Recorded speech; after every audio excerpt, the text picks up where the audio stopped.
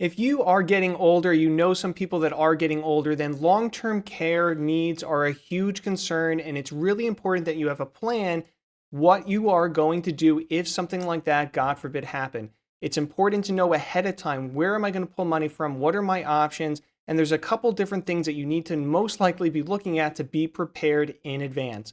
So to help us today go through some of these things so you have a better idea of what you should be looking for and just how big of an impact long-term care needs can have on somebody's situation, we're going to be looking at Mark and Susan, Connecticut, and they're going to help us along. So first, when we get to Mark and Susan, let's go through their balance sheet just to get an idea of, hey, how are some of these accounts related to long-term care? Maybe what should we be looking at for different aspects? So the first thing is here, if we look at their first bucket, their cash accounts, they have a couple different cash accounts. Then they have some taxable investments that are invested jointly here.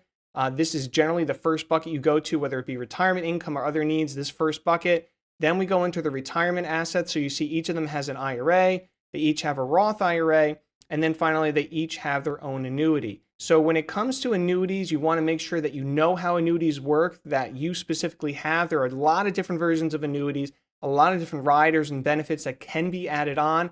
Long-term care can be an annuity rider that is added on. So make sure you review your annuity if you have one to understand what riders, if any, that you have, and especially if they pertain to long-term care, because it might allow you to get either a larger amount or an accelerated amount of your account in those situations. So be very familiar with your annuity and what advantages, especially when it pertains to long-term care. So when we add up all of this stuff here and we look at their net worth of around $2 million, we might originally say, hey, we don't have to worry about long-term care. It's not a problem. They have plenty of money. No big deal.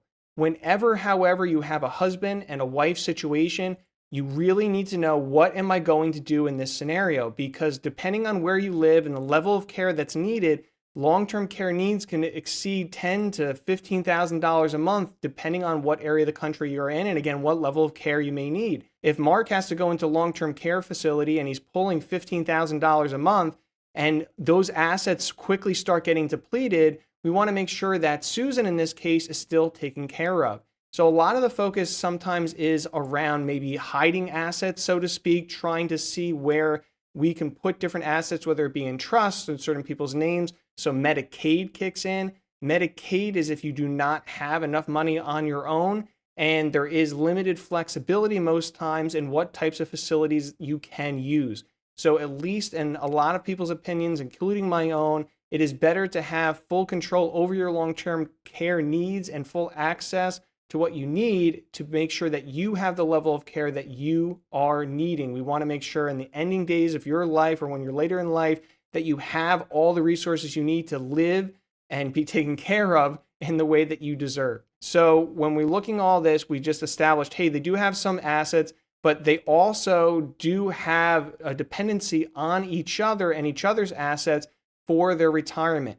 So when you're looking at all of these different pieces here, how can this possibly relate to what someone may need to be doing in a long-term care situation? So if we're jumping over here to our planning center, we can see that right now, if nothing happens, and hopefully they never have a long-term care situation arise, their expenses are pretty level throughout and their cash flow is pretty level throughout in handling those things.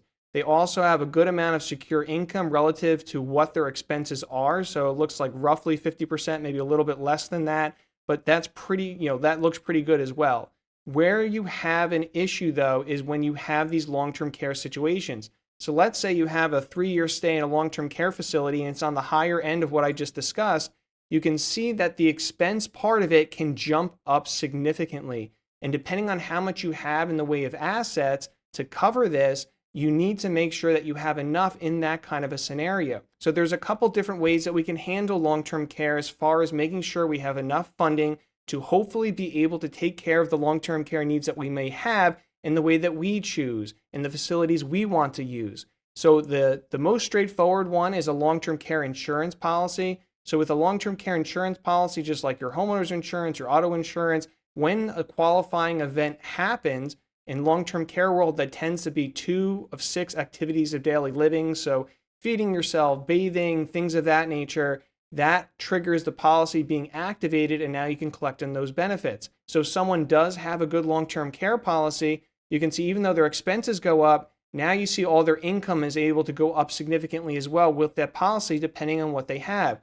Now, unless you bought a long-term care policy a while ago, it's most likely going to be very, very expensive to get right now. Essentially, the history of it is they underpriced what long-term care needs were going to be for people in the future. And so once they caught up to say, hey, people are living longer. Hey, people are living longer, and the last couple of years of their life, they tend to be sicker, on more medications, or needing more help.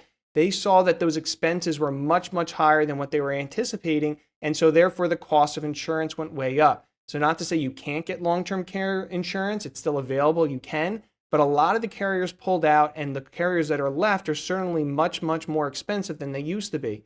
So if you do not have a long-term care policy and you don't have the ability to get one, then what should your plan be? Well, there's a couple different ways we can look at it. So if we're jumping back to our balance sheet here, we have a level of assets in this case where we could be able to withdraw some of these funds to be able to handle some of those needs.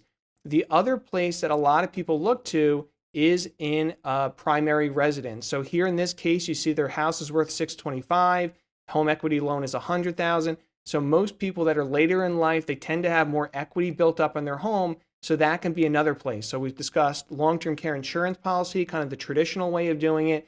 You can also cover it through your own assets. So that's self-insurance. The advantage to self-insurance is that if you can afford to self-insure, you don't have those long-term care insurance premiums that you're putting out. And if you never use the policy, then you didn't put out those premiums essentially for no reason. Now, if you do have a concern or you do have an issue that rises, then long-term care insurance will most likely pay for itself easily. However, that's not always the case. And some people feel better with the self-insurance option if they have the ability to do it. So in Mark and Susan's case, maybe they say, hey, this account here is going to be our long-term care insurance option. We're going to specifically say, hey, that's our earmarked money to handle a long-term care need. That would be self-insuring their situation. The third option here that we just touched on was looking at the equity in your home. So if you don't have the assets to self-insure, you don't have the ability to have a long-term care insurance policy, then the equity in your home can be an emergency fallback option that you could utilize either with a traditional mortgage, selling the home, or having a reverse mortgage. There are different options out there to access that equity as well. People tend not to love that option, but in an emergency, you want to at least know, what do I have to do if, God forbid, this situation came up? The last option is more of a hybrid option. So we talked about the annuities. Some annuities and some life insurance policies can have long-term care insurance riders. They're most likely not going to cover as much as a traditional long-term care policy, but it can allow you to spread some of that burden, some of that potential long-term care expense if it arises on the insurance company. So it's a little bit of kind of a hybrid approach where they're probably not going to cover as much again as a traditional long-term care insurance policy. But if something happens, at least it's not going to be only your money that's kicking in to help. There's potentially insurance money through the annuity or the life insurance that could also potentially help as well. The most important thing that hopefully you're taking away from this is not just these 4 options, but the fact that you should be choosing one of them and you should be having a plan in advance. God forbid, mom, dad, or you, if you're mom and dad and you're a little bit older, fall, get hurt, have to go into a facility, trying to figure out how are we going to fund this? How are we going to be flexible enough to handle this?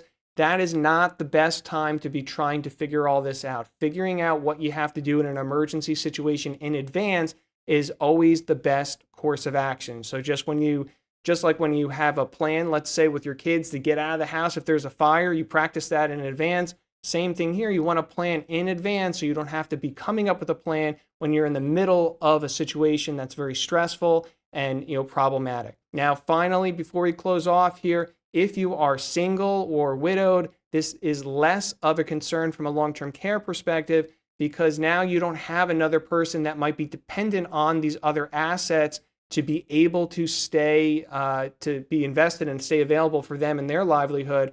If, let's say Susan had already passed away, Mark's long-term care needs now are a little less of an importance item because Susan wouldn't be left possibly destitute if Mark used up all the assets for his own long-term care. In this case now, if it was just Mark, he could draw down his assets, and if he ran out of money, Medicaid would kick in. So again, ideally, we don't want to have to rely on Medicaid in any pieces of Medicaid that may restrict where you may want to stay or the type of care that you may want to get. But again, it is that emergency fallback option. And if there's no one else dependent on your income, then it's not as big of a concern, most likely. So again, make sure you have a plan ahead of time and look at your own situation to make sure you know where you would go if you had to in that kind of a long-term care event.